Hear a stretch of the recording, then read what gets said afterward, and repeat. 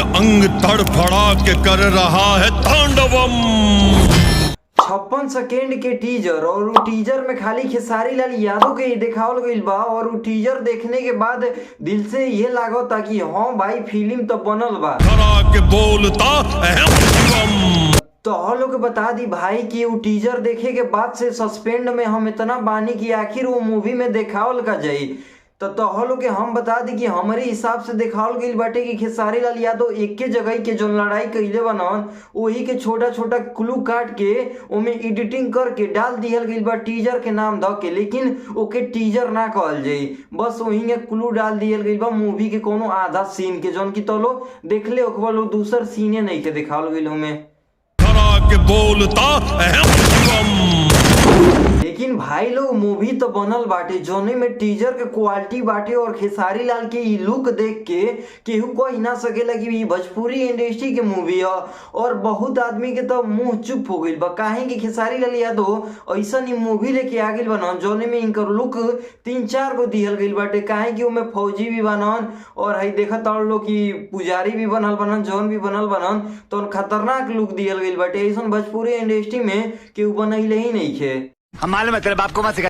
तो भाई अगर तो हलो ये टीजर के देखले होखबलो तो जरूर गौर कइले होखबलो कि पहले खेसारी लाल यादव एगो काड़ा लेले रहतन जौन की ओहू में त्रिशूल बनावल गा, ओकरी बाद एगो और त्रिशूल लेले रहतन जौन की घोप देतानन, एकरी बाद से ई घंटा से बजा देतानन और ओकरी बाद से तो ई लुक उनकर एकदम खतरनाक लागत जोने में ऊ AK-47 लेले रहतन जौन की तो लोग गौर कइले होखबलो। तो यही से सस्पेंड में बानी और ई देखने के बाद एगो ऐसन बात निकलता कह दी क्या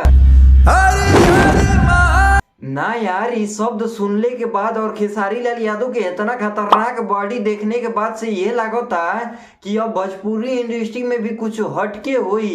तो हम लोग बता दी कि जौनिंग साउथ इंडस्ट्री के पूरा दुनिया में चर्चा बा, वहीं एक समय ऐसा आए कि भोजपुरी इंडस्ट्री के भी यही चर्चा हुई। लेकिन अगर यही तरह काम करियलो मूवी खतरनाक बनैलो तबे अगर जीरो जाके खेतानी में शूट करियलो तो कबो केहू देखे ना जाई भोजपुरी फिल्म। सही बात बा कि ना भाई लोग। तो चलो मजाक मस्ती छोड़ल जाओ, ओकरी बाद से इम्पोर्टेंट बात कही जाओ ये टीजर के बारे में। तो हम लोग बता दी कि रंग दे बसंती मूवी के कबो हल्का में मत लिया जा, काहे कि खेसारी लाल यादव के में 3-4 गो लुक दिहल गईल बा। और हई जौन गानवा तो लो देखत लो राम जी की जय हनुमान जी की जय, उ भोजपुरी में सबसे बड़का बजट में शूटिंग भइल बा जौन की 75 लाख बतावल जाला।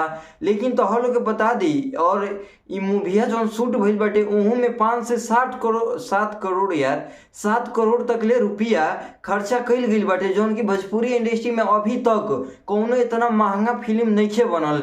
बस खेसारी लाल यादव के एकरी पीछे वाला फिल्म संघर्ष 2 और ई रंग दे बसंती बनल बाटे। भाई लोग अगर तो लो रंग दे बसंती के टीजर ना देख लो बोलो तो जाकर जरूर देख लिया लो। और हमारी चैनल पे नया बाढ़ो लो तो चैनल के सब्सक्राइब और वीडियो को प्यारा से लाइक और दबा के शेयर जरूर करिए लो। तो मिलता नहीं के नेक्स्ट वीडियो में।